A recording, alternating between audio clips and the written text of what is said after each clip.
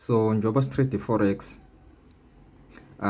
la si-investa kwama-currencies, okay?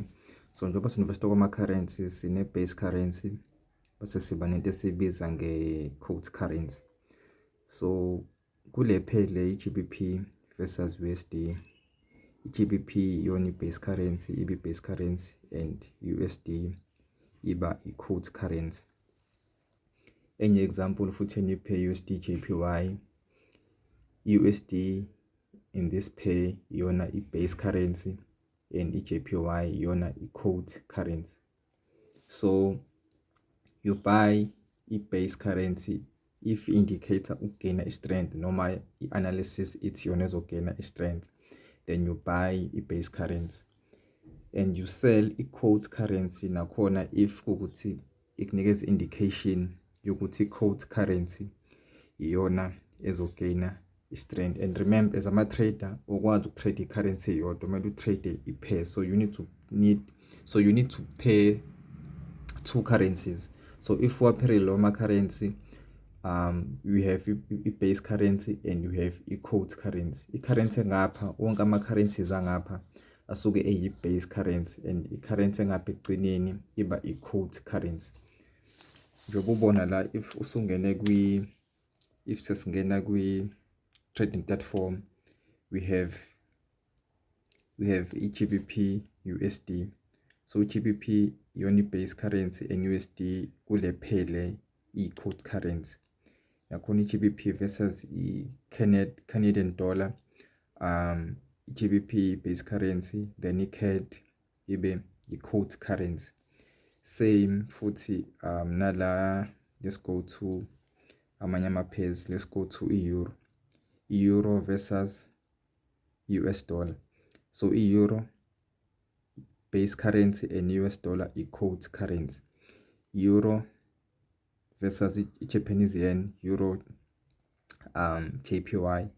I-euro i-base currency and i-yen i-quote currency.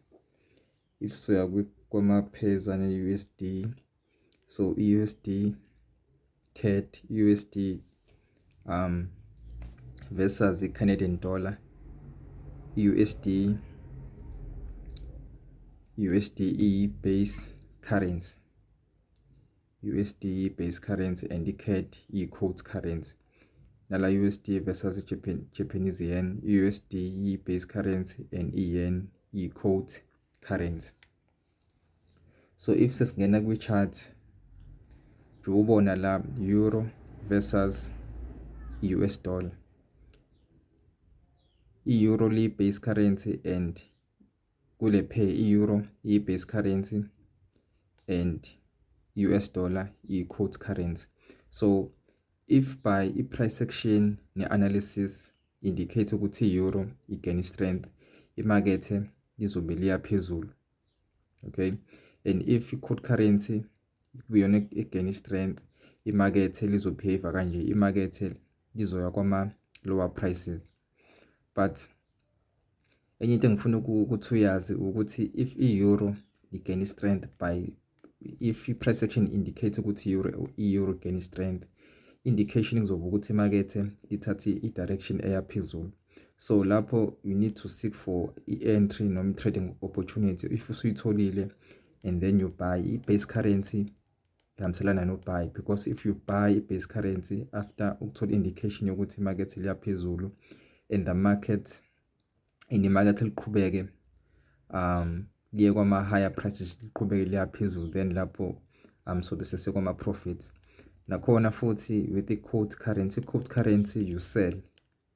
Nakhona you sell if usuyitholile indication ne-confirmation yokuthi i-quote currency igain strength over i-base currency. So i-quote currency if igain strength, imakethe lizodropha liye kwama-lower prices. So uzomela ukuthi uthole i-entry opportunity if usuyitholile and then you sell.